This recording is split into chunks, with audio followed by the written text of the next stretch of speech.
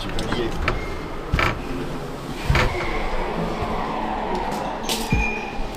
Et salut. Ça va? Ça va et toi? Ouais, en forme. Motivé? Ouais. Allez, let's go. S'ils ont pas 500K sur TikTok, tu connais pas, donc voilà.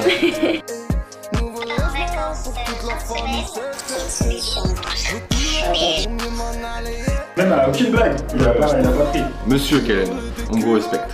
On leur donne la méthode, les bonnes pratiques avec tout ce qu'on fait côté RPO quoi. Donc clairement, je suis bloqué avec 37 personnes qui viennent d'Indonésie sur mon profil. C'est de parler du RPO. Il y a Samy là-bas. Bon, on s'étale un peu. J'ai vu que vous aviez 2 postes de développeurs ouverts sur lesquels on pourra vous aider. Je veux savoir comment vous fonctionniez. On a pas mal d'arguments et puis des solutions qui sont un petit peu inédites sur le domaine du recrutement. Est-ce que malgré cet accompagnement, il y a des postes qui sont plus difficiles à pourvoir que d'autres ou en général ça se passe assez bien? En fait, là j'aimerais vous parler d'une solution que vous connaissez pas. Je sais que vous avez déjà entendu du RPO, mais de cette manière-là, vous n'en avez jamais vu. Je vous prends 20 minutes, je vous explique tout en détail, vous allez comprendre la valeur que ça va vous apporter. Nous c'est le RPO. Non mais vous connaissez pas, cherchez pas, vous connaissez pas. C'est parce que eux, si tu leur dis mais nous on a une solution, tu vois, qui fonctionne hyper bien, vous ne connaissez pas. Je vous demande juste 20 minutes, je vous la présente. Les 2 personnes, les 2 concurrents qu'on a qui bossent déjà avec elles, bah, on n'est pas directement en concurrence avec eux, on a une autre solution. J'ai transmis un message pour un poste de responsable marketing, hein, c'est bien ça?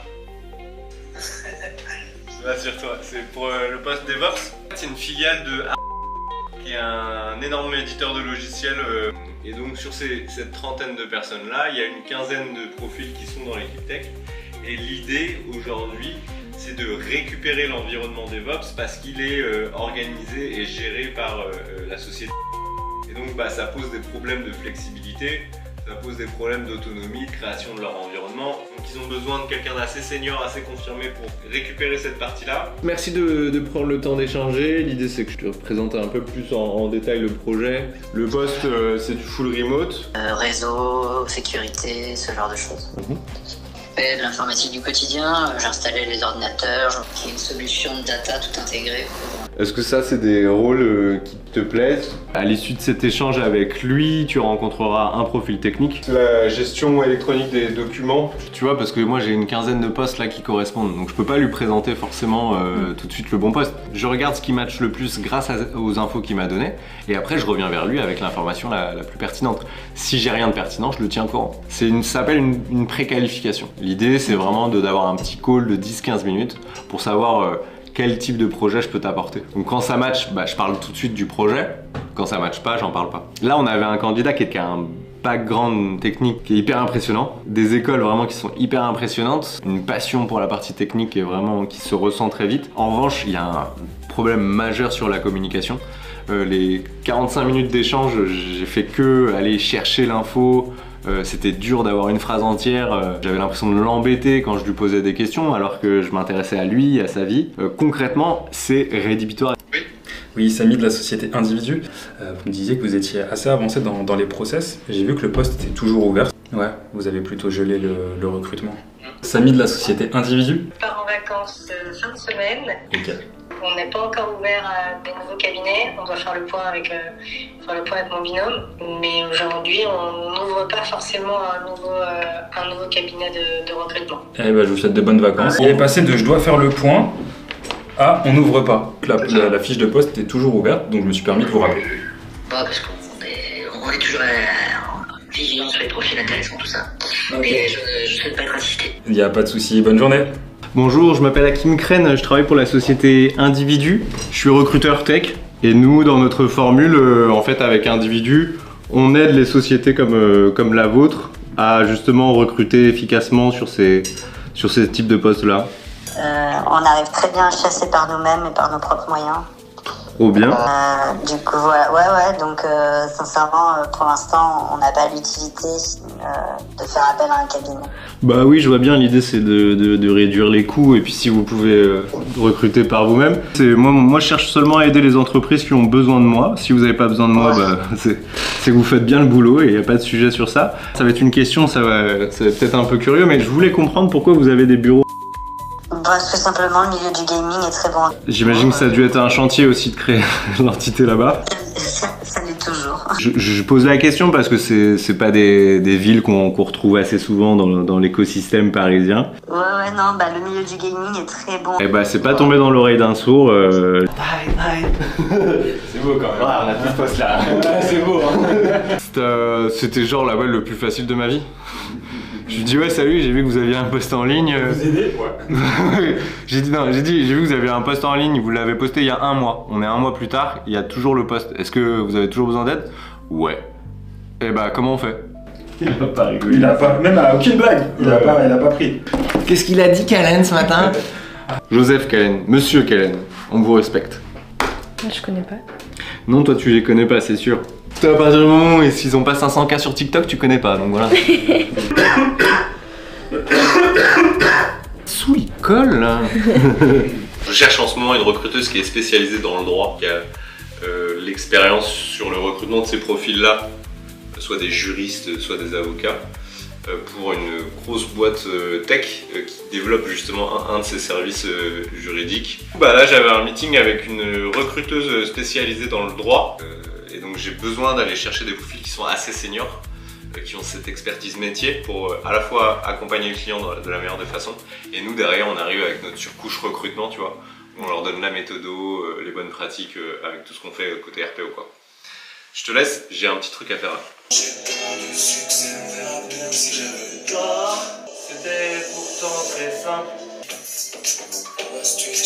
Oui. Bah, c'est juste que dans les vidéos facecam, en fait, ça, je sais pas pourquoi, j'ai l'impression que ça perd le côté dynamique du facecam. Tu vois, ça par exemple, j'avais pas. Oui. C'est important de communiquer. Oui. Tu vois ce que je veux dire? Après, ça, c'est mon avis, tu vois. Ouais, que tu parles de la newsletter, comme ça permet de clôturer le vlog. Je vais relancer une petite chasse. On a reçu un post côté tech. Donc je vais me bloquer 30 minutes de sourcing dans notre base de données à nous. Moi, mon premier réflexe, dès que je reçois un post, dès que je reçois un besoin, c'est vraiment de regarder dans la liste des candidats avec qui j'ai déjà échangé. Et en fait, c'est ce qui fait toute la différence. Donc là, j'ai mes 8 développeurs en fait finalement pour cette session. Il y a aussi une vérité du marché. Hein. Ouais, vraiment, j'ai été très surprise parce que j'avais pris les devants vraiment, parce que je crois qu'on s'était eu en septembre et puis octobre. Vraiment beaucoup de candidatures, ouais. Oh, bah écoutez, c'est assez positif. Hein. Bah évidemment, c'est comme tous les candidats qui postulent à une annonce sans avoir bien lu les lignes de l'annonce. Voilà, c'est classique, mais effectivement, ça prend plus de temps. Pour comprendre, sur le volume à peu près, où on était sur quel ordre? J'ai un taux de sélectivité qui est de 20%. Mais ça, c'est pas par rapport au nombre de CV reçus. C'est par rapport aux candidats que je reçois en entretien numéro 1. Ouais, c'est ça, en first step. De toute façon, vous voyez bien les profils, vous voyez bien comment ils répondent, tout azimut, sans regarder que les postes, sans voir la techno, sans voir pas mal de trucs en fait. Hein. Bah c'est ça, nous-mêmes on l'a ressenti dans les chasses, nous on s'adapte aux problématiques. Donc là ce que j'entends c'est qu'il y a une problématique de volume dans le traitement des préqualifications. Nous on peut vous faire une formule adaptée où on vous fait les préqualifications, on vous fait cette première partie-là. Regarde votre proposition. Et bim, rendez-vous. Il y a les 37 personnes sur LinkedIn qui ont noté 10 individus, DI individus. Apparemment c'est une place, un endroit, c'est en Indonésie. Ah ouais c'est ça, en plus oui, ils viennent d'Indonésie. Ils viennent tous d'Indonésie, sauf que ça met mon logo à moi et ça met mon entreprise à moi. Alors impossible de bloquer, j'ai envoyé la requête à LinkedIn, j'ai pas de retour pour l'instant. Donc clairement je suis bloqué avec 37 personnes qui viennent d'Indonésie sur mon profil, sur le profil de ma société. Alors j'ai rien contre l'Indonésie, j'adore Bali. Je ressemble plus à une société offshore avec son équipe basée en Indonésie alors que c'est pas le cas. Comment on organise le système de coproduction entre les product managers et les product design? Est-ce qu'on met un product designer par team ou est-ce qu'on le met en mode transverse? Pareil pour les QA. La question c'est pourquoi j'ai créé une newsletter. D'abord l'idée c'était de parler du RPO. Vraiment pour moi c'est la nouvelle méthode de recrutement qui va pouvoir aider les sociétés à atteindre leurs objectifs. Donc déjà comme je suis convaincu, j'avais besoin d'un canal pour vraiment parler de cette solution. Et dans un second temps, l'idée aussi c'est de parler de l'entrepreneuriat en tant que recruteur. Et tu vois j'ai même créé le concept de recrupreneur, d'entrepreneur du recrutement. Donc on va aussi partager des éléments sur ces sujets-là. Comment en moins de 2 ans on a réussi à développer 4 canaux différents, uniquement avec des sujets liés au recrutement. Mais l'intérêt de la newsletter, ça me permettait de sortir de LinkedIn, de m'adresser à des personnes qui ont un intérêt et qui souhaitent me lire. Que les gens qui lisent ta newsletter, c'est des gens qui ont cliqué, qui ont ouvert ton mail. Donc ils ont un vrai intérêt, ils s'intéressent à ce que tu dis. Et la relation n'est pas la même. Hello les amis, j'espère que vous avez kiffé le nouveau format du vlog, un peu plus dynamique avec un peu plus de sujets abordés dans la semaine. D'ailleurs, on vient de faire une vidéo sur le RPO, c'est un peu plus pro, ça s'adresse surtout aux entreprises qui veulent savoir ce que c'est précisément la solution RPO. Vous pouvez y aller, c'est ici. Sinon, à la semaine prochaine.